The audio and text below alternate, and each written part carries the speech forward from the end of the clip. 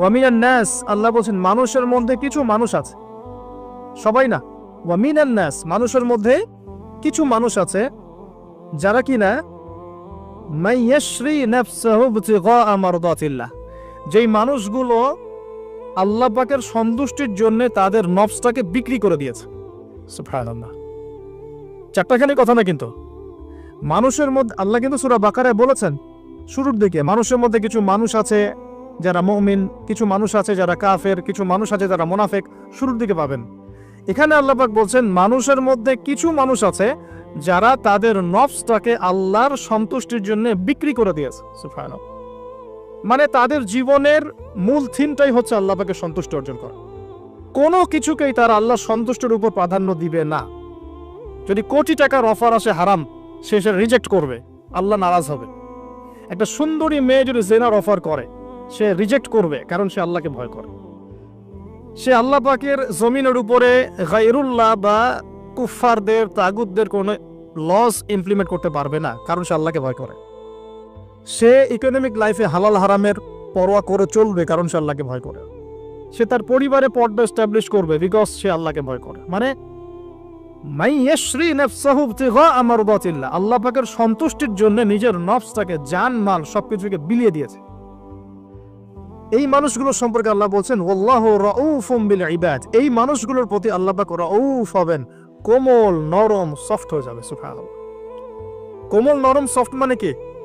কিয়ামতের মাঠে ডাকা হবে, এই গুনাহগুলো করেছিলে? জি আল্লাহ, আমি এই গুনাহগুলো করেছি। আল্লাহ পাক পর্দা দিয়ে দিবেন, পর্দার পরে বলবেন যে দুনিয়াতে তোমার এই গুনাহগুলো আমি গোপন করে রেখেছিলাম, আজকেও সবগুলো গোপন করে দিলাম, জান্নাতে চলে যাও। আল্লাহু রাউফুম বিল ইবাদ, আল্লাহ পাক তার বান্দার প্রতি রাউফ, কোমল হবে। দুনিয়াতে রাউফ কেমন? যে কোনো বিপদ আপদ বালা মুসিবতে সেই ব্যক্তি হাঁটু গেড়ে আল্লাহর কাছে চাবে, আল্লাহ আমার এই সমস্যা, আল্লাহ আমার এই সমস্যা, আল্লাহ আমার এই সমস্যা। আল্লাহু রাউফুম বিল ইবাদ, আল্লাহ পাক ওই বান্দার প্রতি সফট, কোমল হয়ে যাও। এগুলোর অনেক প্রমাণ আমি আমার জীবনও পেয়েছি। এগুলো আমি পাবলিকলি বলতে পারবো না, আর আপনি ব্যাখ্যাও করতে পারবো না। আর এমন কিছু বিষয় আছে যেগুলো আসলে মানুষকে বলেও বোঝানো যায় না। বড় বড় স্কলারদের কিতাব এখন যখন পড়ি, তারা বলেন কি বলবো, তোমরা তো বুঝবেই না। মানে এমন একটা লেভেলে মানুষ চলে যায় যে ওই লেভেলের কথা সবাইকে বোঝানো যায় না। কিভাবে বলবো, কিভাবে ব্যাখ্যা করব, কোন আবেগ নিয়ে আসবো, কোন শব্দ নিয়ে আসবো, আমি আপনাকে বোঝাতে পারবো না, এরকম একটা অবস্থান থাকে। একজন সাহাবীর নাম বলি আলী ইবনে আবি তালেব রাদিয়াল্লাহু আনহু। আপনি তার পুরো জীবনী পড়লে তাকে খুব সফট পাবেন, নিজেকে গোপনকারী পাবেন, খুব বেশি উচ্ছ্বাস প্রকাশকারী পাবলিক ফিগার, হ্যাঁ, এই যে আমরা শো অফ, নিজেকে জাহির করা, আপনি পাবেন না তাকে। এবং তিনি শেষ জীবনে কি বলেছেন জানেন? শেষ জীবনে বলেছেন যে যে জ্ঞান আমি নবী সাল্লাল্লাহু আলাইহি ওয়াসাল্লামের কাছ থেকে পেয়েছি, সেগুলোকে সুষ্ঠুভাবে বন্টন করার মতো কাউকে পেলাম না জীবনে। মানে একটা লেভেল থাকে মানুষের আল্লাহ পাকের মারিফত লাভের, যে লেভেলে গিয়ে মানুষ সবার সাথে আমভাবে কিছু বলতে পারে না। তা আমি ওই লেভেলে কিছু ফিল করছি, কিছু নির্যাস পাচ্ছি যে আমি আপনাকে বুঝাতে পারছি না। যাই হোক, আল্লাহ পাক রাউফ মানে এত সফট হবেন, জীবনের যে কোনো পদে আপনি আল্লাহকে ডাকবেন, আল্লাহ আপনার ডাকে তাৎক্ষণিক সাড়া দিবেন ইনশাআল্লাহ, ইনশাআল্লাহ, ইনশাআল্লাহু আযজা ওয়া জাল। এখন পাতাগুলো ঘাটলে আমরা প্রথম এইরকম কোন মানুষকে পাই যারা নিজের নফসটাকে আল্লাহর জন্য উৎসর্গ করে দিয়েছেন? এক নাম্বার পাচ্ছি আমরা আমাদের আদি পিতা আদম আলাইহিস সালাম। আজকে ডিটেইলস আয়াত বাই আয়াত বলার সময় পাচ্ছি না, তবে আমি সামারি বলছি, আপনারা একটু বাসায় পড়ে নেবেন। আদম আলাইহিস সালামকে আল্লাহ রাব্বুল আলামিন নিজের হাত দিয়ে সৃষ্টি করেছেন। সুবহানাল্লাহ। এখন আল্লাহ পাকের হাত কি, কেমন, কিভাবে ব্যাখ্যা করতে পারবো না, এবং এই ব্যাখ্যা করা আমাদের জন্য জরুরি নয়। আল্লাহ পাক যা বলেছেন বাস, কোনো কিছুর সাথে সাদৃশ্যপূর্ণ নয়, কোনো কিছুর এক্সাম্পল তার সাথে শোভনীয় হবে না। জাস্ট আল্লাহ পাক বলেছেন খলাকতু বিয়াদাই, আমি আদমকে সৃষ্টি করেছি আমার দুই হাত দিয়ে, বাস এই পর্যন্ত, ফুল স্টপ। এগুলো হচ্ছে কোরআন সুন্নাহর কিছু মূলনীতি। আল্লাহ পাক বলেছেন আর রহমান আলাল আরশ ইস্তাওয়া, রহমান আরশের উপরে সমুন্নত। কোন হালতে কি অবস্থায় আছেন ব্যাখ্যা করতে পারবো না, দরকার নাই, ফুল স্টপ। আদম আলাইহিস সালামকে সবচেয়ে বড় যে নেয়ামত আল্লাহ পাক দিয়েছেন, সেটা হলো আদম আলাইহিস সালামকে আল্লাহ পাক তার পক্ষ থেকে ইলম শিক্ষা দিয়েছেন। সুবহানাল্লাহ। আল্লাহ পাক প্রথমেই তাকে সৃষ্টি করে ফেরেশতাদেরকে দিয়ে সিজদা করান নাই। আল্লাহ পাক তাকে আগে জ্ঞান শিক্ষা দিয়েছেন। সূরা বাকারা শুরুর দিকে আছে, ওয়া আল্লামাল আদামা আসমা কুল্লাহা। আমি আদমকে যত রকম জ্ঞান আছে, আসমা কুল্লাহা মানে যত রকম নাম এবং জ্ঞান আছে সবই শিখিয়েছি আদম আলাইহিস সালামকে। উম্মাহ আজকে পিছিয়ে পড়েছে আদম আলাইহিস সালাম এই মহামানবের জ্ঞানতাত্ত্বিক সুন্নত না নিয়ে।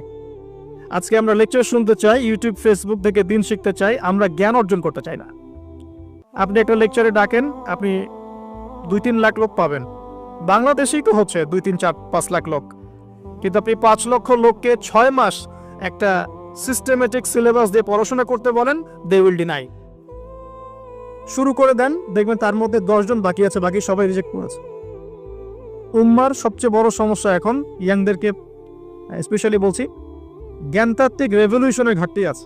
আমরা অনেক কিছু করতে চাই, অনেকে দাওয়ার কথা বলেন, জিহাদ ফি সাবিলিল্লাহর কথা বলেন, ইসলাম প্রতিষ্ঠার কথা বলেন, জ্ঞান অর্জন করতে চান না। ইলম অর্জন ছাড়া আপনি কিছুই করতে পারবেন না দিনের জন্য। Absolutely nothing you can do. আপনি কিছুই করতে পারবেন না। আদম আলাইহিস সালামকে শ্রেষ্ঠত্ব দেওয়া হয়েছে জ্ঞানের মানদণ্ডে। আর কোন জ্ঞান? এই মহাবিশ্বের সব জ্ঞান আল্লাহ পাক তাকে শিখিয়েছেন, আসমা কুল্লাহা, সমস্ত জ্ঞান শিখিয়েছেন। সুবহানাল্লাহ। তাহলে আমাদের পিতাকে আল্লাহ পাক সবচেয়ে প্রথম কোন নিয়ামত দিয়েছেন? জ্ঞানের নিয়ামত। এরপরে আল্লাহ পাক বলেছেন ফেরেশতাদেরকে, ওয়াইজ কুলনা লিল মালাইকা উসজুদু লিআদম, এবার তোমরা সবাই আদমকে সিজদা করো। এটা কিসের কারণে? ফিজিক্যাল স্ট্রাকচারের কারণে নয়, এটা কিন্তু জ্ঞানের কারণে, জ্ঞানতাত্ত্বিক সম্মানের কারণে। আর এই সিজদা সম্মানের সিজদা ছিল। এরপর আমরা জানি যে আদম আলাইহিস সালামকে জান্নাতে রাখা হয়েছে। সেখানে ওই যে ফেরেশতাদের মধ্যে লুকিয়ে থাকা জিন, যার নাম ইবলিস, সে সিজদা করে নাই। ইবলিস কিন্তু ফেরেশতা ছিল না, এটা ভুল কথা। ইবলিস কানা মিনাল জিন্নি ফাফাসাকা আন আমরি রাব্বিহ। ইবলিস ছিল জিন জাতির একজন, যে তার রবের আদেশকে লঙ্ঘন করেছিল। ইবলিস ফেরেশতা ছিল না, এটা ভুল কনসেপ্ট। এমন না সে ফেরেশতা ছিল পরে শয়তান হয়ে গেছে, না, সে কখনোই ফেরেশতা ছিল না, সে জিন জাতির একজন ছিল। বিকজ এই পৃথিবীতে মানুষের আগে জিন জাতির অবস্থান ছিল। এর পূর্বে হয়তো আরো কিছু ছিল, আমরা জানি না, আল্লাহ পাক গোপন করে দিয়েছেন, আমরা জানি না। এখন ইবলিস সিজদা করেনি কেন? বিকজ সে বলেছিল খলাকতানি মিন নার ওয়া খলাকতাহু মিন তিন, আমাকে সৃষ্টি করেছেন আপনি আগুন দিয়ে, আদমকে সৃষ্টি করেছেন মাটি দিয়ে, কেন আমি আদমকে সিজদা করব? সে আদমকে সিজদা না করে এটা প্রমাণ করতে চাচ্ছে যে আল্লাহ আপনি ভুল, আমি সঠিক। নাউজুবিল্লাহ। এটাকে বলা হয় বাতিল কিয়াস, বাতিল কিয়াস, ভুল কিয়াস। এবং শুধু তাই না, আল্লাহ রাব্বুল আলামিন তাকে ওয়ার্ন করার পরেও সে কিন্তু ইউটার্ন করে তওবা করে ফিরে আসে নাই। সে তার মতের উপর অটল ছিল। পক্ষান্তরে আমাদের পিতামাতা যখন ফল খেয়ে ফেলেছেন জান্নাতে, যখন পোশাক খুলে গেছে, জান্নাতের পোশাক খুলে গেছে, ফল খাওয়ার পর প্রথম যে ঘটনা ঘটেছে, গায়ের পোশাকটা খুলে গেছে। দেখেন, সর্বপ্রথম আমাদের পিতামাতাকে জান্নাতে ফেরেশতাদের সামনে ইবলিস নগ্ন করে দিয়েছে। এটা ছিল আমাদের প্রতি ইবলিসের সবচেয়ে বড় আঘাত। শুরুতে, প্রথম আঘাত। শুরুতে শিরক করাতে পারে নাই, বেদাত করাতে পারে নাই, হারাম খাওয়াতে পারে নাই ইত্যাদি। শুরুতে আমাদের পিতামাতাকে সে অবাধ্যতায় লিপ্ত করে গা থেকে জান্নাতের পোশাকটা খুলে ফেলে দিয়েছে। এখান থেকে আমাদেরকে বুঝতে হবে, আজকের এই গ্লোবাল সোসাইটিতে আমরা যে নগ্নতার এই ভয়াল থাবা এবং প্রদর্শনী দেখছি, এটা ওই আসমানের ওই যে ইবলিসের যে চক্রান্ত, তার এই জমিনে বাস্তবায়ন হচ্ছে এখন। বুঝাতে পারিনি মনে হয়, আল্লাহ মাফ করো। ইবলিস আমাদের পিতামাতার গা থেকে কাপড় খুলে ফেলে দিয়েছিল। সূরা আরাফে আল্লাহ পাক এটা বলেছেন, ইয়ানজিউ আনহুমা লিবাসাহুমা লিয়ুরিয়াহুমা মিন সাওয়াতিহিমা। হে বনু আদম, তোমরা সতর্ক থেকো, তোমাদের পিতামাতার গা থেকে কিন্তু ইবলিস কাপড় খুলে ফেলেছিল, তোমরা পৃথিবীতে গিয়ে আবার সেই কাজ করো না। তাহলে এখন আমরা একটু বুঝতে চেষ্টা করি, ইন্টেলেকচুয়াল অডিয়েন্স সবাই আমরা, আমাদের ক্রিটিক্যাল থিঙ্কার্স দরকার। তাহলে এখন যে সোসাইটির মধ্যে নগ্নতার, বেহায়াপনার সয়লাভ চলছে, every single city and country, including Dhaka, the city of Akhiruzzaman, সেটাও তো দেখেন কোথায় আপনি মানে শালীনতা পাচ্ছেন। ইসলামিক কান্ট্রি হিসেবে আলহামদুলিল্লাহ এখানে অনেক কিছু পান। ওয়ার্ল্ডের অন্যদিকে তাকিয়ে দেখো, তার মানে ইবলিসের ওই এজেন্ডা এখন পৃথিবীতে কিছু মানুষ বাস্তবায়ন করছে। তাদের সাথে ইবলিসের একটা যোগসূত্র আছে আদর্শিক। আল্লাহ পাক আমাদের মা বোনদেরকে বেপরদামি থেকে হেফাজত করুন এবং আমাদের চোখগুলোকে আল্লাহ পাক পবিত্র করুন। আগে কিভাবে আপনি চোখ নামিয়ে চলবেন এই সমাজের মধ্যে, এটা এত সহজ নয়। আমরা খুব ভালো করে জানি এটা এত সহজ নয়। তো দেখুন, অনেক ভিতরে চলে যাচ্ছি। আদম আলাইহিস সালাম হাওয়া আলাইহিস সালামকে সর্বপ্রথম নগ্ন করে দিয়েছে ইবলিস। তারা কিন্তু তওবা করে ফিরে এসেছেন। কি সেটা? রব্বানা, আমরা বলি রব্বানা যালামনা আনফুসানা ওয়া ইল্লাম তাগফির লানা ওয়া তারহামনা লানাকুনান্না মিনাল খাসিরিন। যখনই আমাদের পিতামাতা বুঝতে পারলেন যে তারা একটা ভুল করে ফেলেছেন, তখন তারা তওবা করে ইউটার্ন করলেন আল্লাহর দিকে, যেই কাজটা ইবলিস করে নাই। এই কাজটা ইবলিস না করার কারণে সে কাফের হয়ে গেছে, চিরস্থায়ী জাহান্নামী হয়ে গেছে। আর এই তওবা করে ফিরে আসার কারণে আমাদের পিতামাতা জান্নাতি হয়ে গেছেন। আল্লাহ পাক এই কারণেই তার রাসূলের মাধ্যমে জানিয়েছেন যে প্রত্যেক আদম সন্তান, কুল্লু বনি আদম খাত্তা, প্রত্যেক বনু আদম হচ্ছে পাপী। আমরা সবাই পাপী, আমরা সবাই পাপী। পাপের তো শেষ নাই আমাদের, আল্লাহ মাফ করুক। ওয়া খায়রুল খাত্তাইন আত-তাওয়াব, যারা তওবা করে ফিরে আসে এরাই হচ্ছে শ্রেষ্ঠ পাপী। জীবনের যে কোনো সময় যদি কেউ খালেস ভাবে আল্লাহর দিকে তওবা করে ফিরে আসতে পারে, আল্লাহ পাক এক মুহূর্তের মধ্যে তার আমল নামার সমস্ত গুনাহ মাফ করে নেকি দিয়ে পরিবর্তন করতে পারে। এগুলো হাদিস থেকে বলছি, ডিটেলস বলতে পারছি না আমি, কোডগুলো। তো এখন এই মহামানবের জীবন থেকে আমরা কি শিখলাম? দেখুন, তাকে আল্লাহ পাক ইলমের নিয়ামত দিয়েছেন। তার মানে আমরা যদি গতানুগতিক মুসলিম না হয়ে এক্সট্রা অর্ডিনারি মুসলিম হয়ে আল্লাহর সাথে সাক্ষাৎ করতে চাই, দুনিয়াতে বেঁচে থাকতে চাই, পরকালে জান্নাত চাই, তাহলে আমাদেরকে আগে ইলমের চর্চা করতে হবে। এবং এই জ্ঞানের চর্চা মানে ক্লাসিক্যাল সিলেবাসে আপনাকে পড়াশোনা করতে হবে, শুধু একটা লেকচার শুনে নয়, ফেসবুক ইউটিউব দেখে তো মোটেই নয়। এখান থেকে মাঝে মাঝে কিছু নলেজ নেওয়া যায়, কিন্তু এগুলো কখনো কনস্ট্রাকটিভ নলেজ নয়। বরেণ্য ওলামায়ে কেরাম যারা থাকবেন আপনাদের বেস্ট পসিবল ওয়েতে, তাদের কাছে গিয়ে পরামর্শ করে বইপত্র পড়তে হবে। আদারওয়াইজ আপনার মেমোরি এবং জ্ঞানটা বিক্ষিপ্ত হয়ে যাবে। এখনকার ইয়াং জেনারেশনের অন্যতম সেরা প্রবলেম হচ্ছে তাদের মস্তিষ্ক বিক্ষিপ্ত। তাদের মস্তিষ্কে কনস্ট্রাকটিভ কোনো সিলেবাসের পড়াশোনা নাই। আজকে এই বই, কালকে ওই বই, কালকে আদনান ভাইয়ের লেকচার, পরশুদিন আজহারি ভাইয়ের লেকচার, তারপরের দিন আরেক ভাই, তারপর আরেক ভাই। আবার সমাজে তো এক একজন এক এক কথাও বলছে, তখন তার মাথাটা পুরো পাজলড, হ্যাঁ, ম্যাসাকার্ড। এই মাসালা এটা বলছেন, ওই মাসালা ওইটা, তার ওইটা কি হবে, ওইটা কি হবে। সলিউশন হচ্ছে ক্লাসিক্যাল ইসলামিক সিলেবাস পড়াশোনা করতে হবে। আমি খুব শর্ট করে গেলে সাবজেক্টগুলো বলে দিই আপনাদের। 1 নম্বর, ফার্স্ট অফ অল কোরআনুল কারীম। কোরআনুল কারীমের মধ্যে থাকবে authentic recitation, translation, Quranic grammar এবং অ্যারাবিক ল্যাঙ্গুয়েজ, 4টা বিষয়। তারপর থাকবে হাদিস নবী সাল্লাল্লাহু আলাইহি ওয়াসাল্লাম। হাদিসের মধ্যে সহজ হাদিসের কিতাবগুলো পড়তে হবে।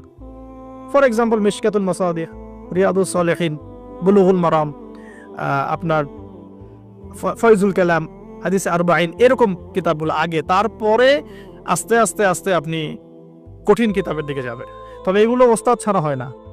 এরপর দরকার হচ্ছে সিরাত, নবী সাল্লাল্লাহু আলাইহি ওয়াসাল্লামের পবিত্র জীবনী। এই জীবনী যার জানা নাই, সে তার জীবনটাকে রাসূলের সিরাতের আলোকে মেলাতে পারবে না। এবং দ্বীন ইসলাম নিয়ে কিছু করতে চাইলে রাসূলের সিরাতের সুন্নাহ মাফিক করতে পারবে না। এরপর দরকার ইকোনমিক্সের জ্ঞান, ইসলামিক ইকোনমিক্স অবশ্যই। তারপরে দরকার হচ্ছে ইসলামিক ইতিহাসের জ্ঞান, ফিকহের জ্ঞান, আকীদার জ্ঞান, উসুলের জ্ঞান। এভাবে একটা কনস্ট্রাকটিভ সিলেবাস দাঁড়ায়। তারপরে গিয়ে একজন মানুষের জ্ঞানটা পাকাপোক্ত হবে ইনশাআল্লাহ। সময় লাগুক না 10 বছর, 15 বছর, 20 বছর। আমরা দোয়া করি আল্লাহর কাছে, আল্লাহ পাক আগামী পুরো 20 বছর আমাদেরকে পড়াশোনা করার তৌফিক দান করুন। পড়তে থাকবো। আমাদের বেশি কথা বলার দরকার নেই, পড়তে থাকবো, জানতে থাকবো। এখন তাহলে আমরা আজকে প্রথম একটা লেসন পেলাম, গতানুগতিক মুসলিম না হয়ে এক্সট্রা অর্ডিনারি মুসলিম হতে হলে প্রথমে এই মহামানবের জ্ঞানতাত্ত্বিক শিক্ষা নিতে হবে, ইলমের মেহনত হবে ইনশাআল্লাহ তাআলা।